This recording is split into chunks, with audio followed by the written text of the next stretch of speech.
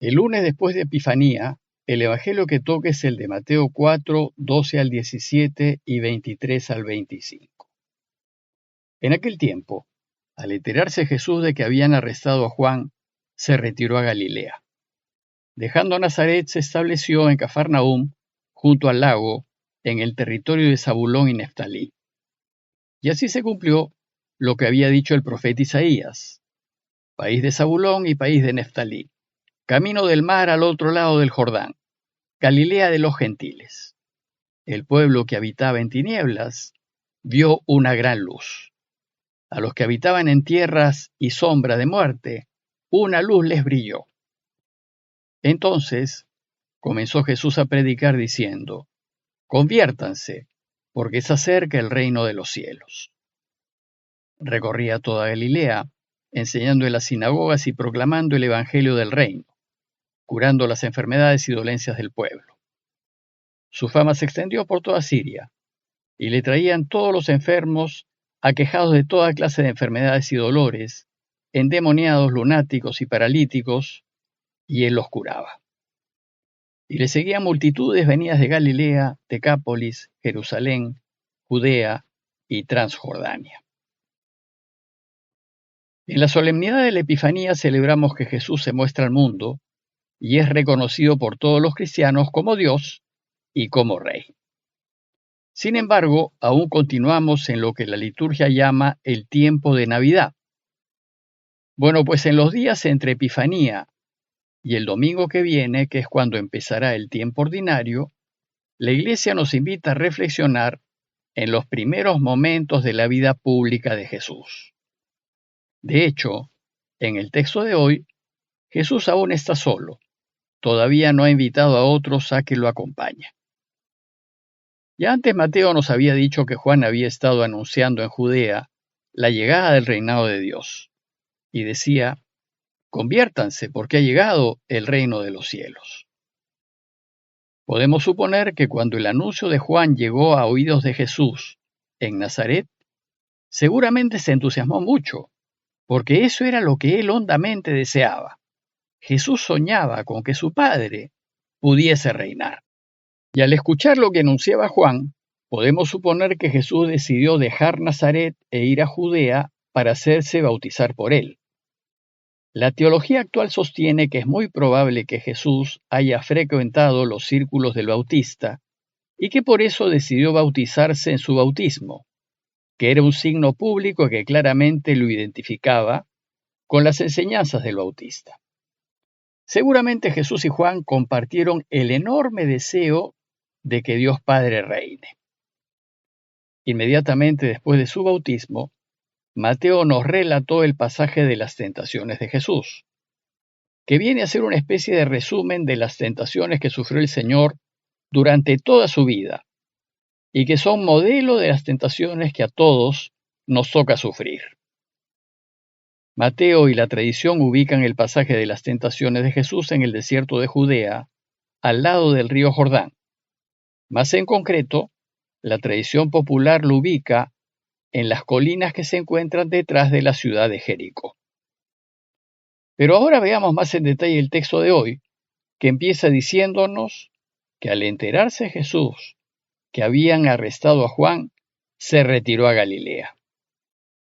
Bueno, pues el relato de hoy nos dice que estando Jesús en Judea, se enteró que Herodes Antipas, el hijo de Herodes el Grande, había encarcelado al Bautista, porque éste le llamaba la atención por actuar incorrectamente.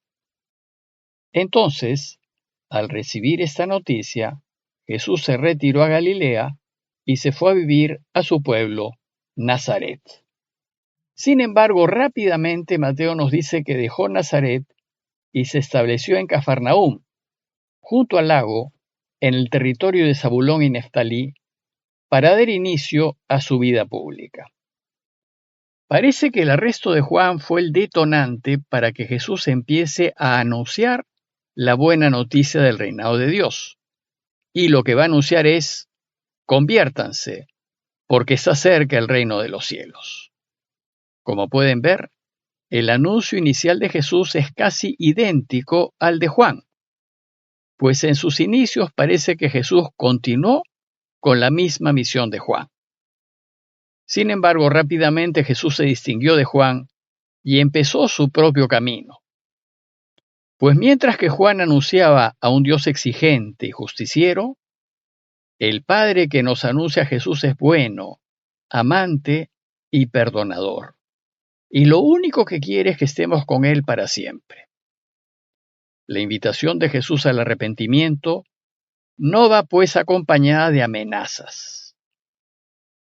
Además, mientras que Juan anunció el reinado de Dios solo a los judíos, Jesús anunciará su mensaje en la Galilea de los gentiles, haciendo su mensaje universal desde el inicio.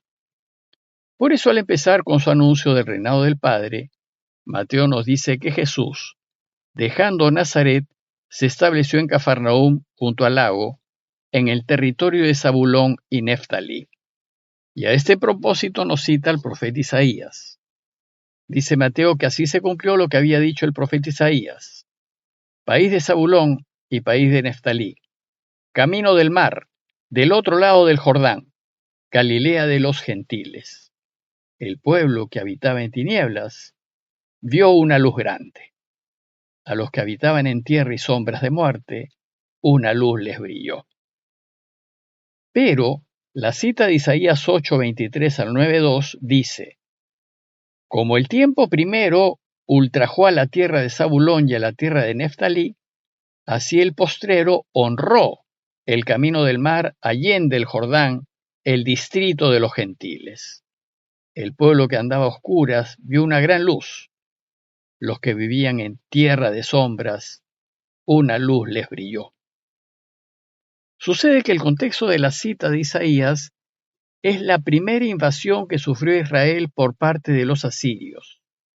En esa ocasión, 8 siglos antes de Jesús, los asirios arrasaron con todo el norte de Israel, es decir, con toda Galilea y Samaria, y dejaron solo a Judea. Además, en su conquista, los asirios reemplazaron a los habitantes del norte por poblaciones traídas de otros países. Y con esto se produjo una mezcla cultural y religiosa que dio origen al pueblo samaritano, y a causa de esa invasión todo el norte se perdió para Israel. Siglos después, unos 150 años antes de que naciese Jesús, los judíos retomaron Galilea y la volvieron de nuevo judía, gracias a la gesta de los hermanos macabeos. En esa época muchos judíos se mudaron al norte, a Galilea, para colonizarla, y entre ellos sin duda se encontraron los antepasados de Jesús. Galilea, pues, como era de relativamente reciente colonización, y tal vez con mucha población no judía, se la consideraba tierra de gentiles, tierra de paganos. Los judíos del sur solían despreciar a los galileos, pues no los consideraban puros, sino más bien rudos y vulgares. Los trataban despectivamente porque habitaban en tierra de gentiles, en donde por muchos años vivieron pueblos extranjeros. Por eso, es muy significativo que Jesús haya decidido empezar su misión pública en una tierra despreciada por los del sur, la Galilea de los gentiles. Es a esa tierra, mirada menos, a quien Jesús le anuncia que se convierta, porque se acerca el reinado de Dios. Nos dice también que dejando Nazaret se estableció en Cafarnaúm, junto al lago. Jesús eligió Cafarnaúm porque aunque era un pueblo pequeño tenía mucho movimiento. Si bien se ubicaba junto al lago, se encontraba en la ruta comercial entre Damasco y el Mediterráneo.